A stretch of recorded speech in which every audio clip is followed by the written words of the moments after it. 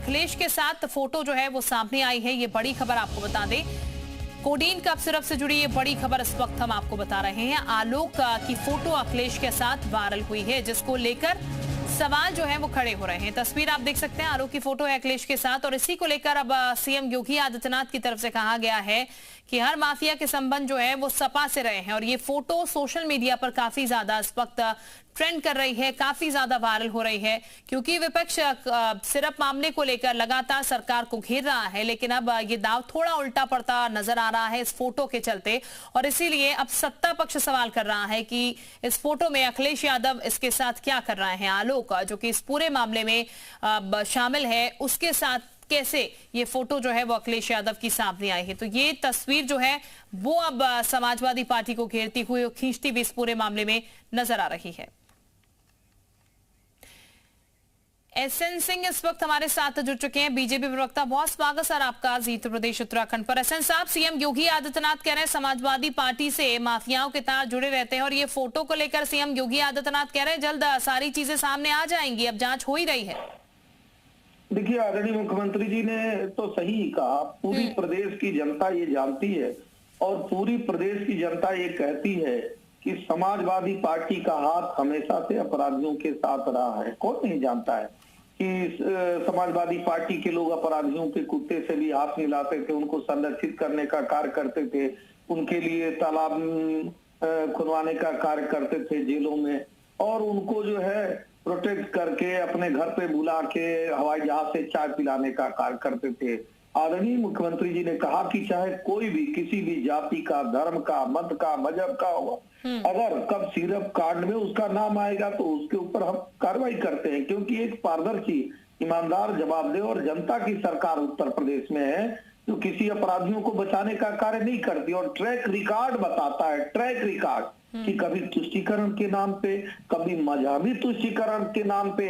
भाई, high court की टिप्पणी है, कोई उस समय तो मुख्यमंत्री जी ने टिप्पणी नहीं किया था। उन्होंने कहा कब तक समाजवादी पार्टी भाई आतंकवादी और अपराधियों को बचाएगी, जब भाईचारे के नाम पे अपराधियों और आतंकवादियों को छोड़ने का कार्य किया जाता है। दोबारा कहता हूँ, तिबारा कहता हूँ, बार बार कहूंगा कि वो जो कहा जाता है ना, जहां देखो सपा का झंडा समझो बैठा वहां है गुंडा, तो इस समाज के सभी लोग जानते हैं कि अपराधियों का साथ तो समाजवादी पार्टी का। ठीक है एसएन साहब। अमित जमाई साहब भी हमारे साथ इस वक्त जुड़ चुके हैं समाजवादी पार्टी से। बहुत स्वागत सर आपका भी उत्तर प्रदेश उत्तराखंड पर।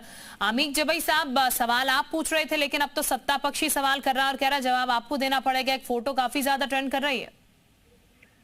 देखिए, जो कुछ उत्तर प्रदेश में कोडीन के नाम पे कई हजार करोड़ का जो ड्रग का स्मगलिंग है,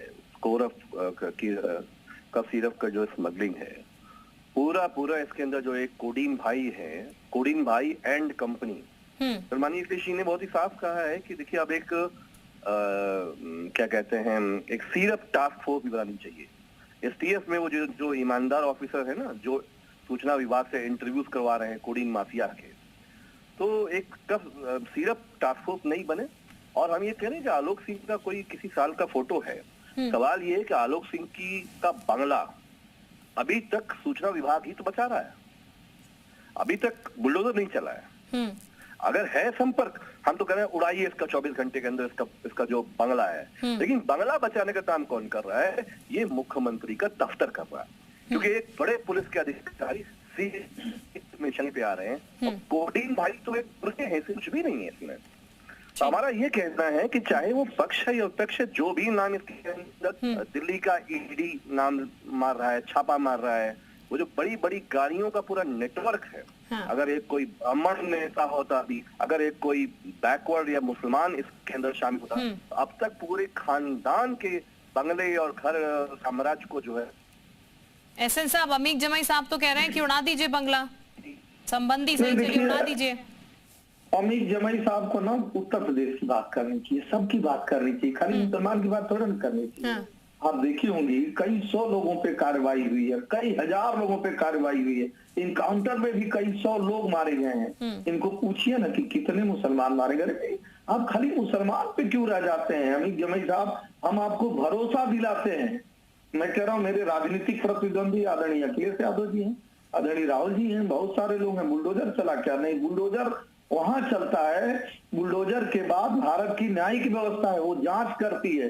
हाँ, आप ललकार जरूर रहे थे अतीक अहमद के समय में कि कार्रवाई करके दिखाइए ना, कार्रवाई करके दिखाया गया ना। मुख्तार अंसारी के समय में आप कह रहे थे कि जनता उनको सुनती है, आप कार्रवाई करके दिखाइए ना। उनको तो पंजाब तक ले जाके छुपाने का कार्य किए। क्योंकि कानून के हाथ इतने लंबे होते, इतने बड़े होते हैं कि सरकार अपने पे आ जाए तो उनको संरक्षित करने वाली ये सरकार थोड़े ना कि उनको उनके लिए जीते जी जो है वो मछली की व्यवस्था करे या मरने के बाद मतलब आप लोग संरक्षण देते थे माफियाओं को। मेरा ये कहना है कि 17 के बाद 25 में सरकार योगी आदित्यनाथ जी की है, समाजवादी पार्टी की सरकार नहीं है। आपके राज्य में अगर ये साम्राज्य फला फूला, 17 में कोई भीड़ में आया, किसी ने फोटो खिंचाई है तो हमारी पार्टनरशिप नहीं हुई है। लेकिन जो लोग जौनपुर के कोडीन भाई जो सबसे बड़े इसके मुखिया हैं, इसको चलाने वाले हैं, उनके गाड़ी का साम्राज्य, झारखंड से पूरी कंपनी का नेटवर्क, फैजाबाद से नेटवर्क, ये जो पूरा नेटवर्क है ये साफ दिखा रहा है कि योगी आदित्यनाथ जी की सरकार में इस उत्तर प्रदेश के बच्चों के स्वास्थ्य के साथ खिलवाड़ हो रहा है। और मुख्यमंत्री कार्यालय जब इस बात को एड्रेस करता कि भाई विपक्ष ने हमें कोई बात बोली है, तो आप एड्रेस करने के बजाय एक फोटो लगा के पूरी गैंग को बचाने का काम कर रहे हैं। भाई आप जब ये कहते हैं कि अपराध से अर्जित संपत्ति, एक सिपाही, बर्खास्त सिपाही के पास इतना बड़ा बंगला तो हमारे एसएन सिंह भाई के पास भी नहीं होगा।